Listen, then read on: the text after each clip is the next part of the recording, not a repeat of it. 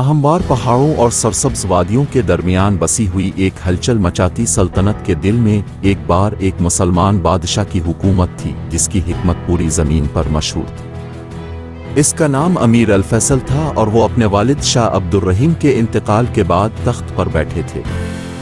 अमीर अल-फैसल न सिर्फ एक हुक्मरान थे बल्कि एक आलम, गहरे ईमान वाले और गहरे इल्म के मालिक थे। इसकी हिकमत महज हुक्मरानी तक महदूद नहीं थी, ये दिल, दिमाग और रूह के मामलात तक फैला हुआ है।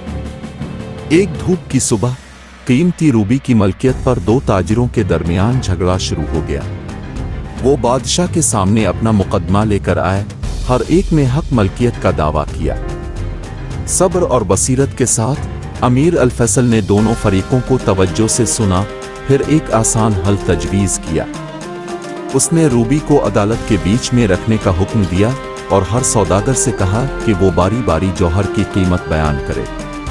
पहले सौदागर ने लालच में मुब्तला होकर रूबी की मालियत, इसकी नायाबत और उससे हासिल होने वाली दौलत के बारे में फसाहत के साथ बात की। ताहम दूसरे ने रूबी की खूबसूरती, इसकी मोहब्बत और जज्बे की अलामत और उसके देखने वाले के दिल में खुशी लाने के बारे में बात की।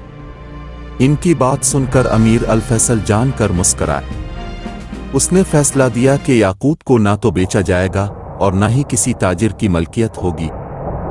इसके बजाय इसे बादशाही के खजाने में रखा जाएगा, जहां सब उसकी खूबसूरती को देख सकेंगे और उन अक़दार की याद दिलाएंगे जिनकी ये अलामत है। मोहब्बत, जज्बा और कीमती चीज़ों की अंदरूनी कदर जो महज मालियाती कदर से हटकर है। ताजिर इब्तिदाई तौर पर इस फैसले से परेशान थे, आखिरकार शुक्रगुजारी में झक गए। उन्होंने महसूस किया कि बादशाह की हिकमत उनके तंग नज़री से बालातर है और उन्हें ज़िंदगी में चीज़ों की हकीकी कदर के बारे में एक कीमती सबक सिखाया। अमीर अल-फैसल की दानिशमंदी तनाज़ात के हल पर नहीं रुकी। वो अपनी रियाया के साथ अपनी हमदर्दी के लिए जाना जाता था, चाहे उनकी हैसियत अकायद कुछ भी हो। उसने इस बात को यकीनी बनाया कि इसकी बादशाही में इंसाफ की बालादस्ती हो और उसके लोग हम आहंगी और खुशहाली के साथ रहते थे। ताहम ये सिर्फ उसकी बादशाही में ही नहीं था कि उसकी हिकमत चमकी। अमीर अल-फैसल का हमसाया हुक्मरानों में एहतराम किया जाता था और तनाज़ात और के वक्त उनसे मशवरा लिया जाता था। इसकी सिफारती महारत ने बहुत सी मुमकिना जंगों को रोकने में मदद की और ऐसे इत्तेहाद को फ़रोग़ दिया जिससे खित्ते में इस्तेहकाम आए। इसके बावजूद, अपने मसरूफ़ शेड्यूल के बावजूद, अमीर अल-फैसल ने हमेशा नमाज और गौर व फिक्र के लिए वक्त निकाला। इसके ईमान ने इसे बुनियाद बनाया। इसके फैसलों और अमाल की रहनुमाई आजिज़ी और रास्तबाजी से की।